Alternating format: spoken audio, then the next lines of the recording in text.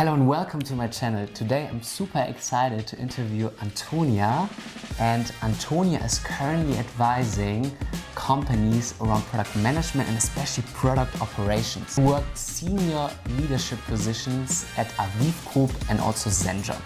And today we will dive into what product operation actually means, why is it important, and also in what organizational context it matters. In the end, we will of course dive into how you can land a job in product operations. But before we dive deeper into the world of product ops, Antonia, tell us a bit more about your story. You studied English literature and journalism in Edinburgh and somehow ended up in product management. Before you tell us more about product ops, how did you first dive into the world of product? In large parts, most of my career wasn't really planned out.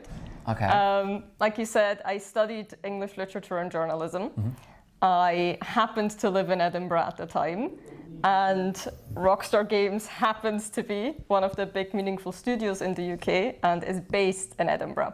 Okay. So as a new graduate with very little money would do, I applied for a position as a games tester, testing Grand Theft Auto Online.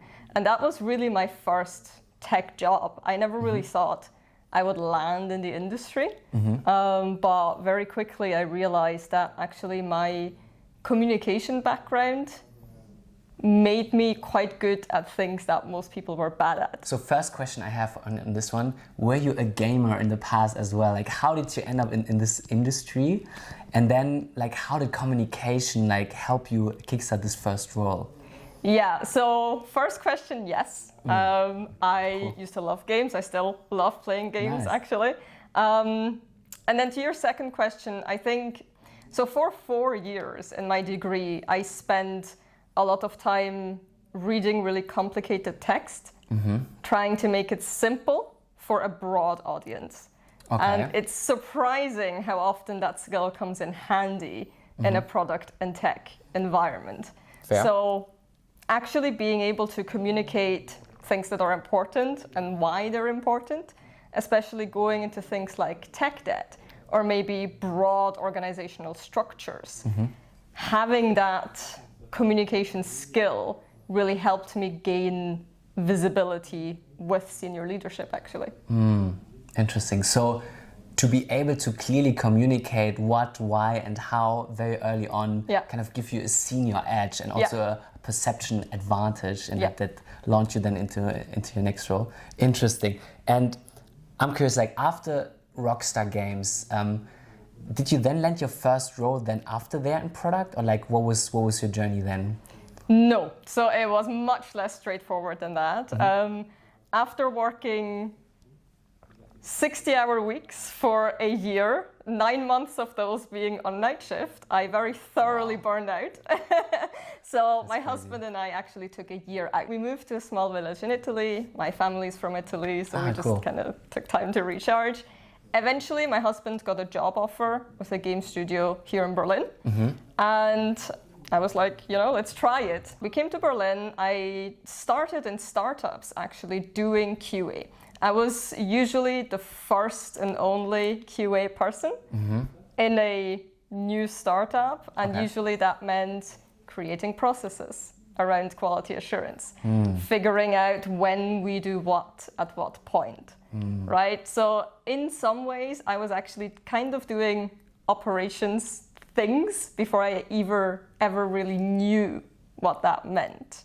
Interesting. But yeah, being in a startup, I started writing user stories because I wanted acceptance criteria. And then I started working with the founders more closely, who were the de facto product manager. And eventually that all kind of snowballed into me getting my first product role. That's super interesting. And I can see already storylines, so communication, operations, and then in product, and then in product ops, but we will dive deeper there. Super, super interesting. So after your second gig as a QA, when was this aha moment of you wanting to then proactively make the decision towards product management?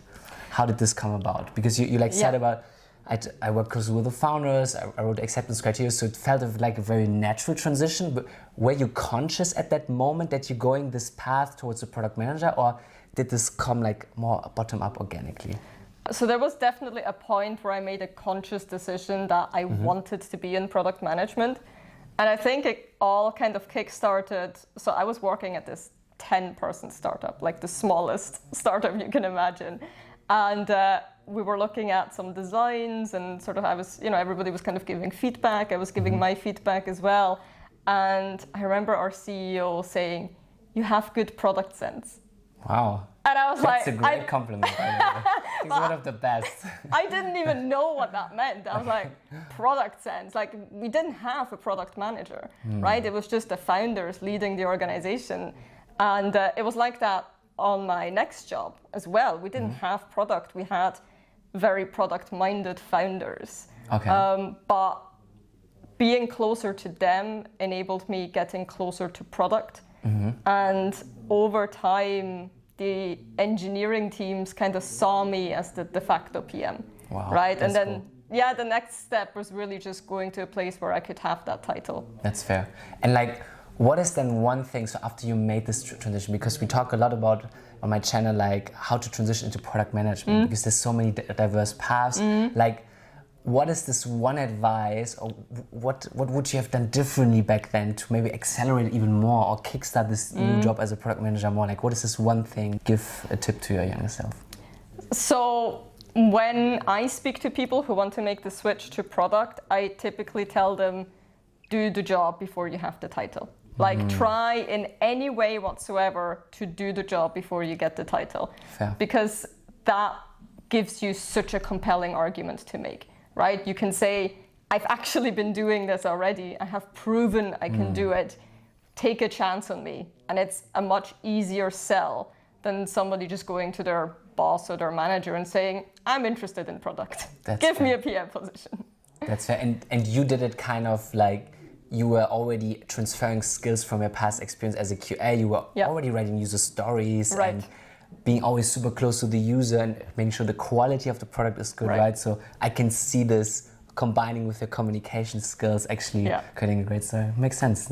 But today we want to talk about product operations. So how did you then end up in product ops? So I still remember from your CV, like you had a senior product manager gig at AVIV Group, right? That's right. And then the next position afterwards, and you were there for a few years, and then you had your first like head of product ops, head of product operations at Zenjob, right? And this is a huge startup here in Berlin. Like, how did this transition came about then in the end? So officially, the AVIV job was called Senior Product Manager in Product Operations. Okay.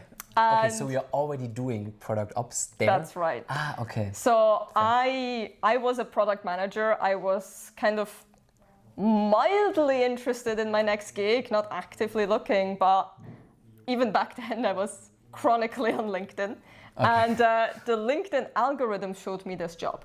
Okay. And I had never heard of product ops before in my whole entire life. I didn't know it was a thing. The title threw me off. It's like, what is this? Like. Wait. Now we talk about how you got the AVIV job? The AVIV from job. the AVIV Group. That's okay. Right. So I investigated, I looked at the job description and I realized it's all of the things I like doing best. And it's all of the things I think I'm good at. Okay, nice. But that profile, they were looking for somebody with years and years and years of leadership experience, things that I just did not have on paper. But I applied, we interviewed, and I got the job. And that was my first full-time product ops job. When you started this role, like, what maybe surprised you? What is then a skill you had to hone even more that you kind of underestimated? What was this one thing you would also there started to pay more attention to? Yeah, I think product ops is a very human role. It's very human to human. Like, sometimes people get in touch with me and they say, I'm in product management, I'm burnt out, I don't want to do it anymore. Product ops seems easier. Okay. Can I just go to product ops and will it actually be easier? And it's kind of a yes and no. Like, you don't necessarily have the intense pressure to make deadlines or meet very specific targets. But at the same time, there is a big difficulty in selling change, because essentially you're asking people to change their behavior, right? You're doing it on an organizational level, but ultimately what you're doing is, I think we should do this instead of what we've been doing. Okay. But you yourself can't make product operations successful. You need people to rally around you. Interesting, but maybe before we dive deeper into the like, can you define again like what does product operations mean actually? Of course. And also explain like why is it important? So I've had a few different definitions in the past. I think my first definition was, I make product managers' lives easier. Okay. Because that's very simple. You know, why wouldn't you want me on your team if I make your life easier? But actually, sometimes I make it quite a bit harder because I'm asking them to change. Right. So at first you make it harder, but in the long run. In the long run, we're getting to a better place. Super easy. I think nowadays my definition is it enables product management excellence. Right. So I empower product managers to do their best work. Awesome. Okay, and how do you know you reach the state of excellence? Like when do you know? You like probably have some assumptions, right? So your users, as a product manager speaking, are the product managers, right? And you talk with them, probably you do user interviews, like, and then you make assumptions. Like how do you get to this first problem identification, and then how do you pull these PMs towards this excellence? Like how do you approach this? Like, So I think the first step is to actually define what product management excellence is at your organization, right? What does good look like? And I think that's a really important conversation to have probably in your first 3 months in a new product ops role, right? To actually sit down with your leaders and say, what kind of company do we want to become, right? What do we want to be known for? Do we want to be data-driven? Do we want to A/B test everything, right? Do we want to have it in our culture that we speak to customers every single week? You know, what does the future state look like? And then from there, we can work backwards and say, where are we today? And what skills or tools or capabilities or processes are needed to get us to our desired end state? Can you give us a concrete example from your past? Like, what does like a strategy look like, and like what were the pillars, what were the metrics you were looking into? Like how does success look like in like quantitative terms as well? So I'm really glad you asked this question, because I think there's a little bit of maybe a trend in product ops to say, oh well, it's just very hard to measure, right? And that is just so unsatisfying, because I think part of being in product ops is also having that responsibility to be able to show people that we are doing good and we are positively affecting the bottom line. Now, it's maybe not as straightforward as it might be in product management, but just like product management, we're looking for changes in behavior. Things that we can measure that will then tell us how people inside the company are behaving, right? So take a very concrete example. We can measure how often people speak to customers. Okay, We can measure the time it takes for a ticket to go from the leftmost column in Jira to the rightmost column in Jira. So from the backlog towards done, right? For the people that, Exactly. Okay, We should always ask, basically have an ENPS, right, for product management. ENPS? An employee NPS score, right, Net Promoter Score. Recommend being a product manager in that company. Okay. And then you can probably measure over time, and then you see what's the, okay. And depending on your vision, you can also ask much more pointed question, right? Like, do you feel like you have enough autonomy, right? And then if you've been working on tactical items to increase that, you will hopefully see an upwards trend over time. Interesting. But I think even with very concrete numbers like measuring how many times people speak to customers, there are always assumptions that underlie that, right? We are assuming that if PMs speak to more customers, they will build better products. So it's like an input-output equation, right? Like there's stuff you put into something, and then hopefully more comes out of it. And it's like a leading versus lagging indicator kind of relation. Okay. Yeah. Very, very interesting. But like just maybe zooming out again, like high level, like product ops, like how would you, because now we talk about equations, like is it discovery plus reporting plus analytics? Like what are the core areas that you mainly touch with your initiatives? So very broadly speaking, I think we are seeing some trends that almost all, if not every product ops manager will touch at some point. And that is tools. So managing the product management tool stack. Access to data. Okay. Knowledge. So what does that mean? How do we upskill our PMs? Okay. Right? So that they have the best practices, the latest cutting edge frameworks. Okay, And communication. Okay. I think so. Processes can be in one or all of these as well, right? If you want to have it as a separate pillar, I think sometimes we shoot ourselves in the foot by being very forward with, we focus on processes. It's not just processes, right? Sometimes we remove processes. That's also success, right? To make absolutely, yeah. That's very interesting. Yeah. But I think broadly speaking, it's those themes. Although I will say, right, we spoke about product management excellence and enabling that, but what the barriers to that is looks different at every company. You know, and I think that's also why product ops as a job is fairly hard to define, even though, like I said, we are seeing trends. Interesting. Very, very interesting.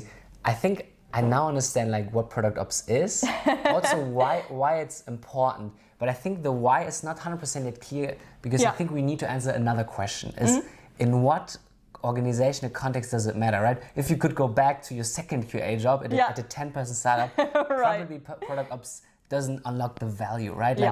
Like from your experience also at Zenjob, for example, it's a huge startup. Like at what organizational size does it make sense to think about product ops and like where you can really unlock value? Like, So I'll tell you the it depends part first. I like it, But I will give you a concrete number. Yeah. So it depends on how well you've been doing it. On how well you've been doing product operations already? Yes, because product operations exists in every product company, whether you like it or not. Somebody is doing this work. And it's usually, if there's no product ops, the PMs are probably doing it, right? Usually it's the PMs. They set up certain roadmap processes and like... Sometimes it's a product leader who will take on that burden, right? But product ops exists in every product company. Fair. Whether it's managed or not is a different discussion.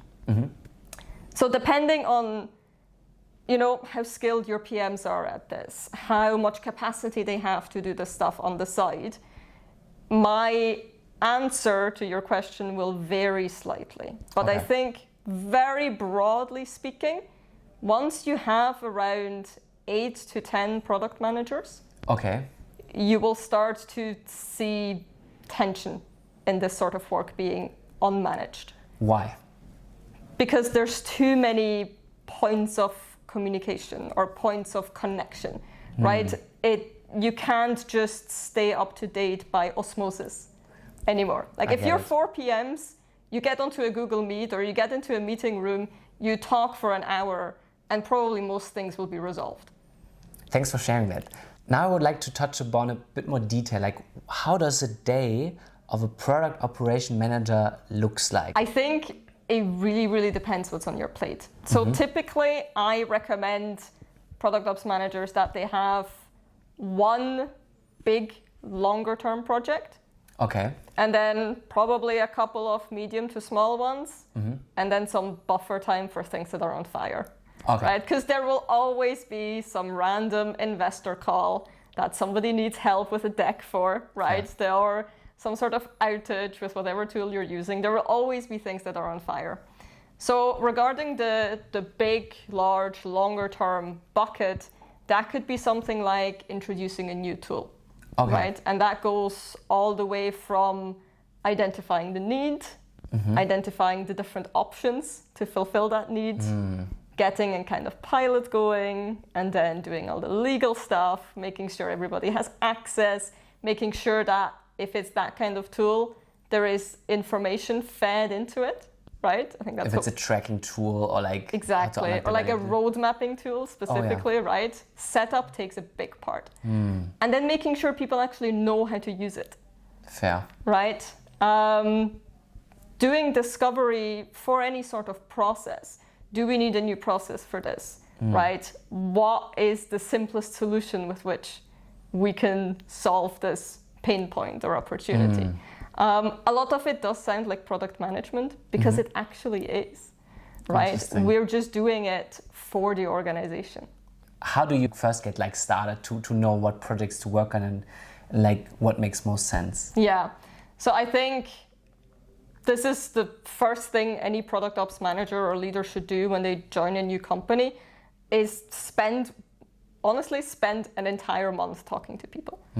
And that is people from all levels and all disciplines. So don't just even stay in product and tech. Go to the people those people are interfacing with, right? That could be customer success. It could be sales. It could be more operations side of things. But having this kind of, we call it a listening tour. Okay. Right. Interesting. You're essentially running user interviews. You're trying to understand the organization, but you're also trying to understand what people in the org are struggling with. And you'll quickly start to see themes, right? And I think doing that regularly is definitely a big part of being a product ops manager. I wouldn't say do discovery only once every 6 months. Yeah. I think do discovery on a project basis. But this is also very similar to how I track progress in product ops. So you want to have an overarching thing, like a survey, where you can track things over time. But then on a project basis, for example, very concretely, I want to know, we just spend a whole lot of money on Miro for the entire organization. Are people using it? Are the people that are using it satisfied with it? It's like that. So it's always, you want to do something overarching. And it's the same as listening. You want to listen every 6 months, just to see the state of the nation, so to speak. But then you also want to listen on a project basis and say, okay, I'm interested in solving this particular problem. Tell me about this particular problem. Now that we know what a day-to-day looks like, how do you actually get this job now? Like, what would you advise this person to hone this skill set in? Like, so I think if you're already in a product and tech company, not necessarily in product or tech, again, same advice, do the job before you get the title. Because there are processes all around you that you can optimize. And you don't need anyone's permission, right? And as for permission, as for forgiveness. Exactly. I love the mantra. So I think really honing those skills, and actually when we look at it, they're basic product management skills. It's problem identification, right? And then solution discovery. And then, absolutely, the simplest thing in the world. But I think really, really honing your skills to do that for an organization or for a process or for a tool.